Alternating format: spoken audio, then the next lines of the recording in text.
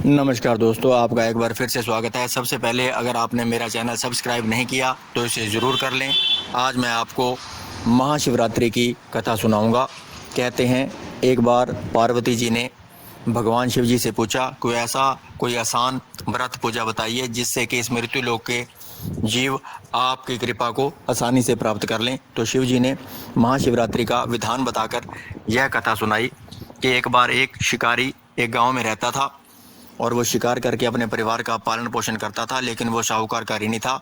एक दिन उसे शाहूकार ने बंदी बना लिया और शिव मठ के अंदर बंदी बनाकर रख लिया। उस दिन शिवरात्रि का त्यौहार था।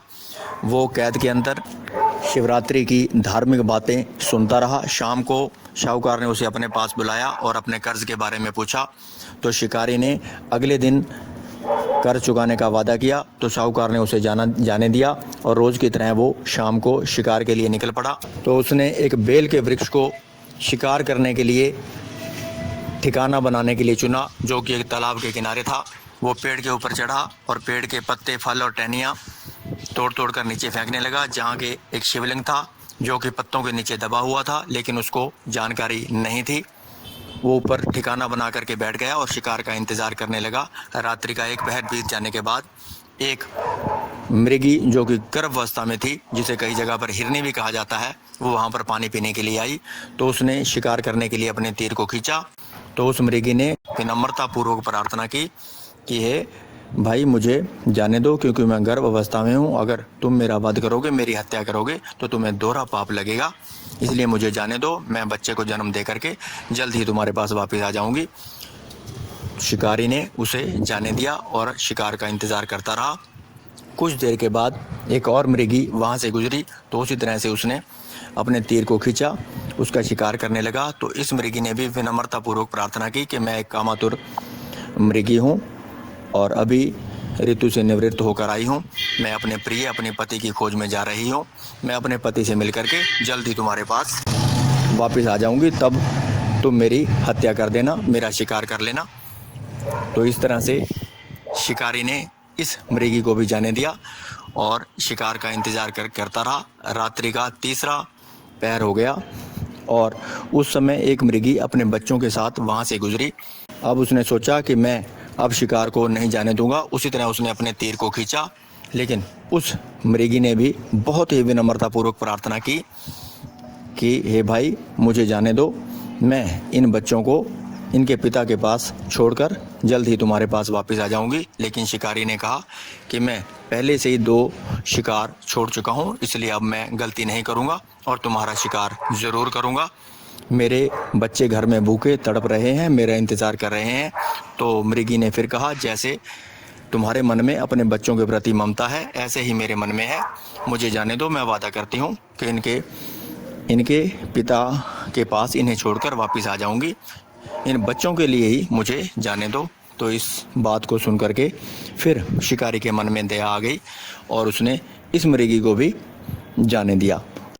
वो सारे दिन का भूखा प्यासा था, उपवास हो गया और रात्रि का जागरण भी हो गया और शिवलिंग पर बेल के फल फूल पत्ते भी चढ़ गए, जो अनजानवासी चढ़े, क्योंकि वो शिवलिंग के बारे में जानता नहीं था और वो शिकार के लिए वहाँ इंतज़ार करता रहा। सुबह होने को हुई तो एक रिष्ट पुष्ट मृग वहाँ से गुजरा। तो शिकारी ने सोचा कि अब मैं इस शिकार को नहीं जाने दूंगा। तो उसी तरह उसने अपने तीर को खींचा, लेकिन मृग ने प्रार्थना की कि अगर मुझसे पहले तुमने 3 मृगियों और उनके बच्चों को मार दिया है तो मुझे मारने में एक पल भी न लगाना, ताकि मुझे उनकी जुदाई का दुख ना सहन करना पड़े, क्योंकि वो तीनों मेरी पत्नियां थी और वो मेरे बच्चे थे। अगर तुमने उनको जीवन दान दिया है तो मुझे भी जीवन दान दे दो और मैं जल्द ही तुम्हारे पास उनसे मिल कर के वापस आ जाऊंगा। तो ये बातें सुन करके शिकारी के मन में वो रात वाली घटना घूम गई। तो उसने सारी बात उस मृग को बताई। तब मृग ने कहा कि वो तीनों अपनी वचन की पक्की हैं और तीनों तुम्हारे पास वापस आएंगी। अगर तुमने अब मुझे मार दिया और मेरी मृत्यु हो गई तो वो तीनों अपने धर्म का पालन नहीं कर पाएंगी, इसलिए मुझे जाने दो और हम जल्द तुम्हारे पास उपस्थित हो जाएंगे और तब तुम शिकार कर लेना। शिकारी के मन में दया आ गई और उसने मृग को भी जाने दिया।